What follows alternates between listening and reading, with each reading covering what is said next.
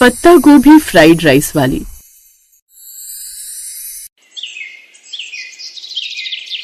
ममता अपनी माँ के साथ अपने खेतों में खड़ी हुई थी। सारी फसल तैयार हो चुकी थी। आधे खेत में धान उगा रखा था और बाकी के हिस्से में पत्ता गोभी, धनिया, मिर्च, टमाटर, इस तरह की हरी सब्जियां उगा रखी थी।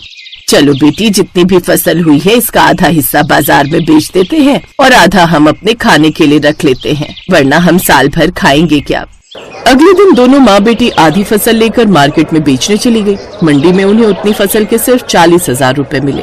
अरे भाई साहब, ये तो बहुत कम पैसे दिए आपने, इससे ज्यादा तो फसल पैदा करने में लग गया हमारा। बहन जी, इस बार सरकार ने रेट बहुत कम कर दिए हैं, मैं आपको अपनी जेब से तो दे नहीं सकता, अब जो है वो रख लीजिए। माँ अंकल बिल्कुल सही कह रहे हैं, इसमें इन बेचारे की क्या गलती, जो भी मिल रहा है ले लेते हैं, क्योंकि हमारे पास तो भी फूटी कौड़ी भी नहीं है। दोनों माँ बेटी पैसे लेकर अपने घर आ गई। उनका घर बहुत साधारण सा था। अगली सुबह उनके घर कुछ आदमी आ गए। बहन जी, सुना है आपने फसल बेच दी है, अब जल्दी से सारी उधारी चुका दीजिए। अब दोनों माँ बेटी एक दूसरे को देखने लगी। खैर, उसकी माँ ने 30,000 निकाल कर उस आदमी को दे दिए। अरे ये क्या पकड़ा रही हो बहन जी, आपको मालूम है ना, पूरा साल खेती करने के लिए सारा पैसा मैंने ही आपको दिया है। चाहे पानी लगाना हो, खेत जोतना हो, खाद डालनी हो, बीज लगाने हो, ये सब मिलाकर टोटल 50,000 हुए थे। भूल गई आप? हाँ भाई साहब, मुझे सब कुछ पता है, लेकिन आपको तो खबर लगी गई होगी कि इस बार सरकार ने फसल के रेट बहुत कम कर दिए हैं। अभी इतना ले लीजिए, हम जल्द ही आपको बाकी के पैसे लौटा देंगे।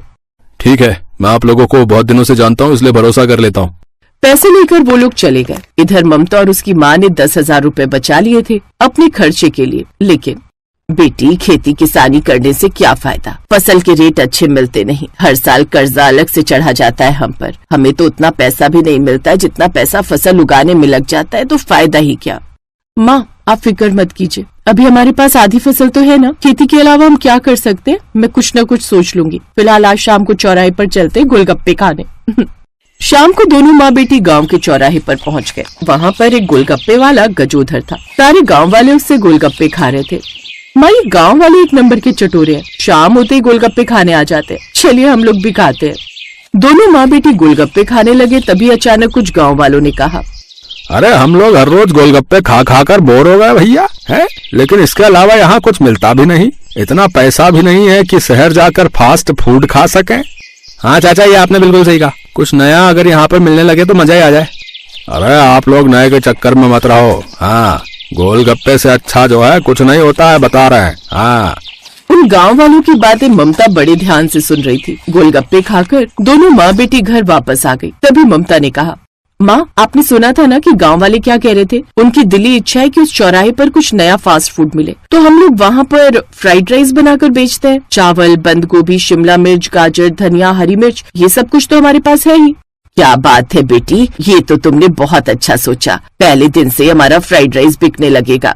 अगले दिन दोनों माँ बेटी ने मिलकर गजोधर गोलगप्पे वाले के ठीक सामने अपना फ्राइड राइस का ठेला लगा लिया। गांव वालों की नजर जैसे ही उस पर पड़ी, सारे गांव वाले इधर खींचे चले आए।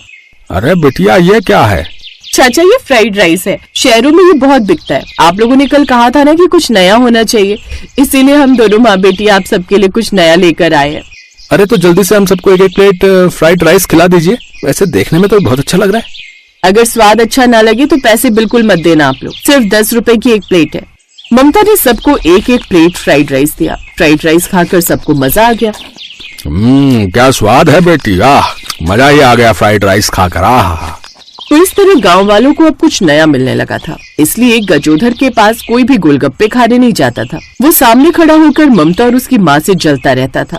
इन दोनों ने तो मेरा धंधा ही चौपट कर दिया है। मैं इस धंधे में और इस चौराहे पर बहुत पुराना हूँ, मुझसे ज्यादा दिमाग ये दोनों नहीं लगा पाएंगी। अब देखो मैं क्या करता हूँ।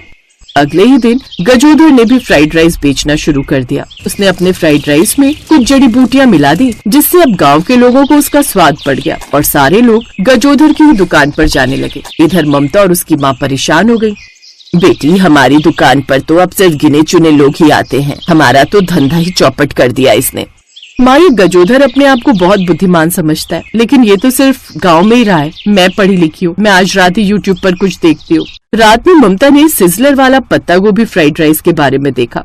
ये तो बिल्कुल नया है हमारे गांव के लिए, इसमें मंचूरियन भी है, पत्ता गोभी है, सब कुछ है, लेकिन ये सिजलर मैं कहाँ से लाऊंगी? इतने पैसे भी नहीं बचे मेरे पास कि शहर जाकर सिजलर ला सकूं।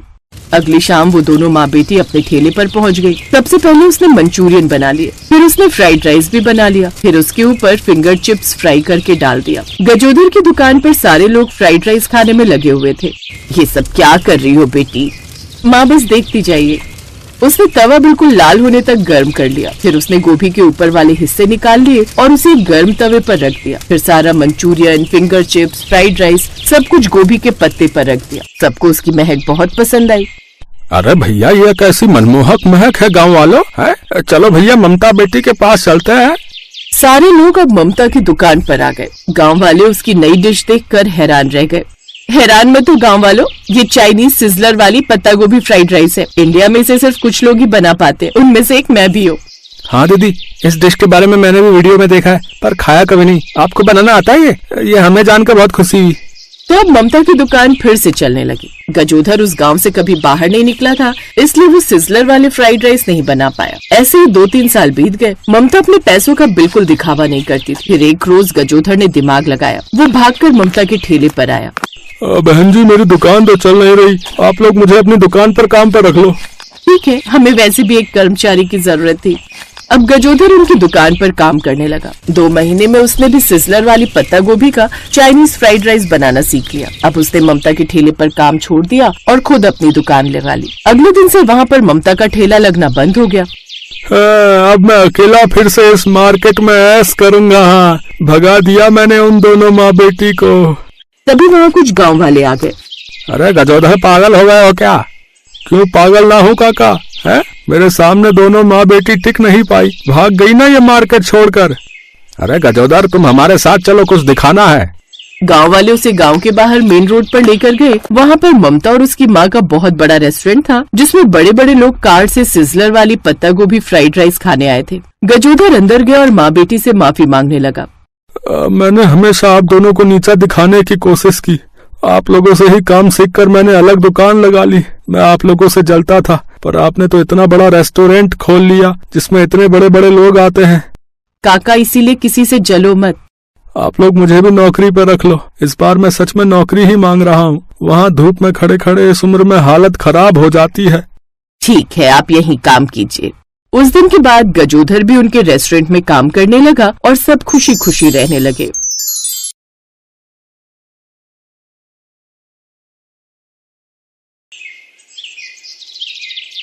पूजा की शादी के लिए उसके घर वाले लड़का देख रहे थे। इसी वजह से उसकी मम्मी उसे रसोई में कोई न कोई खाने की चीज बनाना सिखा रही थी। मम्मी, मैं कितनी मर्जी कोशिश कर लूं, मैं ठीक से चावल नहीं बना पा रही हूँ।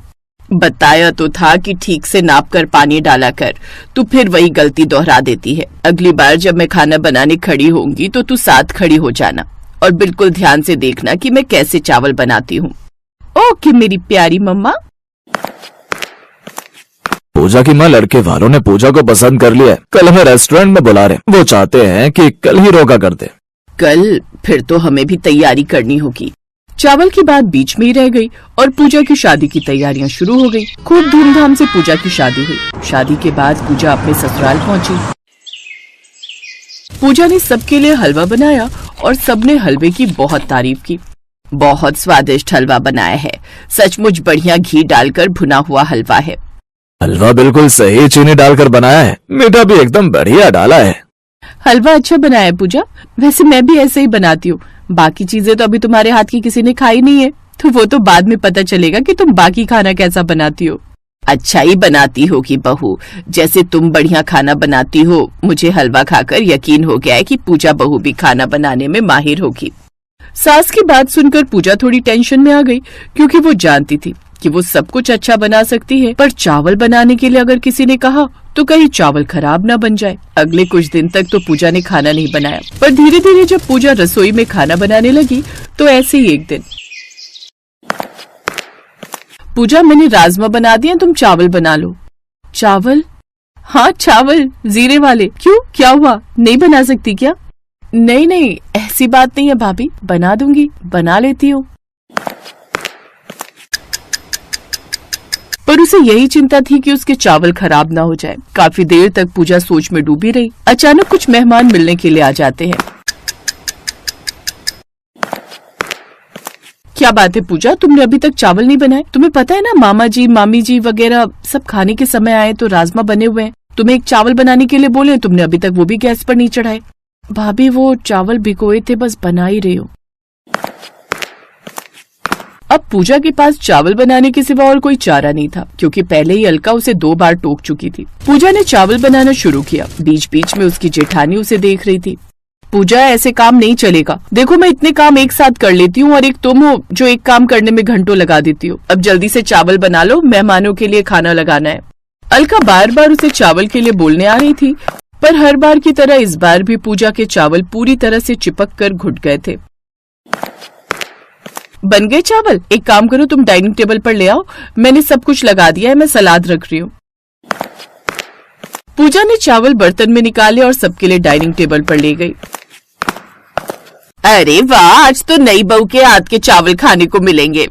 पूजा बहू, हमें पूरा यकीन है कि तुमने बढ़िया चावल बनाए होंगे। लाओ भाई, राजमा भी दो और चावल भी। पूजा चावल के बर्तन से ढक्कन हटाती है तो सब लोग जब चावल की तरफ देखते हैं तो हक्के बक्के रह जाते हैं। ये क्या है पूजा, तुमने तो चावल की जगह चावल का भरता बना दिया। ये कैसे घुटे हुए चिपके चावल बनाए?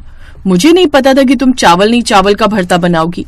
सॉरी, ये सच है, मुझे चावल बनाने नहीं आते। कोई बात नहीं बहू, हम ऐसे ही मिक्स करके खा लेंगे। लाओ दे दो। मामा जी मामी जी, मैं दूसरे चावल बना लाती हूँ। अलका बहू, जाकर रोटी सेक लो। सॉरी मामा जी, सॉरी मामी जी।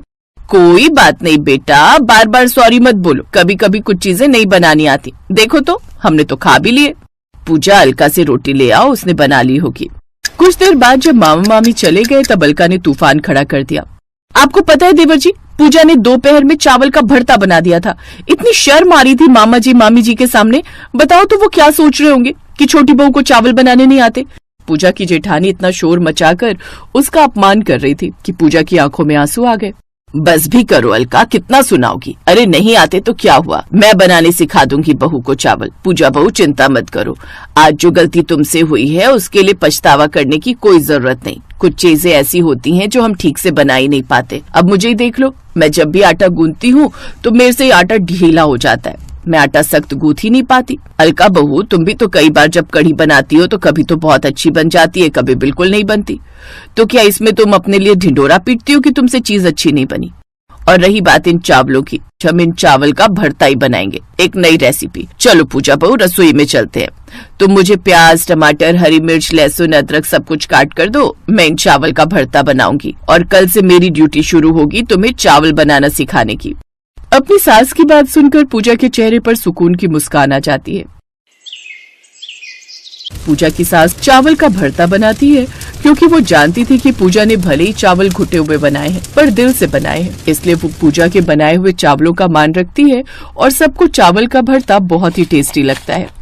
वाह प्रकाश की माँ, तूने तो नया ही तरीका अपनाया चावल से भरता बनाने का। बड़े स्वाद लग रहे हैं तुम। पूजा बहू, एक काम करो, तुम चावल बनाना सीखना छोड़ ही दो, तुम ऐसे ही चावल बनाया करो, तुम्हारी सास इनका भरता बना दिया करेगी। क्यों भाई? नहीं नहीं, चावल भी सीखेगी हमारी बहू। ये अलग बात है कि कभी कभी ये भी ट्राई किया करेंगे, पर बहू को मैं ऐसे चावल बनाना सिखाऊंगी कि चावल का एक एक दाना अलग होगा। अगर चावल खिले खिले बनाने हैं तो सबसे पहले उन्हें बनाने का तरीका सिखाऊंगी। कुकर में कैसे बनाने हैं, खुले में कैसे बनाने हैं, सब तरीके अलग अलग होते हैं। कितने चावल, कितना पानी, हर किसी का अपना हिसाब होता है, पर चावल ऐसे बने होने चाहिए कि बर्तन से एक दाना भी ना चिपके। वही सबसे बढ़िया चावल बनने की पहचान होती है। थैंक यू माँ जी, आपकी जैसी सास पाकर सचमुच मैं बहुत खुश हूँ। सॉरी पूजा, कल मैंने कुछ ज्यादा ही बोल दिया था, पर मैं भी तुम्हारी अच्छी वाली जेठानी हूँ। मुझे पता है भाभी, आप भी बहुत अच्छे हो और यहाँ पर सब बहुत अच्छे हैं, सब मुझे समझते हैं और बहुत प्यार देते हैं। पूजा की सास उसे चावल बनाने का सही तरीका बताती है। कुछ दिनों बाद पूजा बहुत अच्छे बढ़िया खिले खिले चावल बनाना सीख जाती है, पर कभी कभी उसके ससुराल में अब चावल का भरता भी बनने लगा, क्योंकि कहीं न कहीं पूजा के हाथ के बने चिपके चावल एक नई पसंदीदा डिश बन गए थे।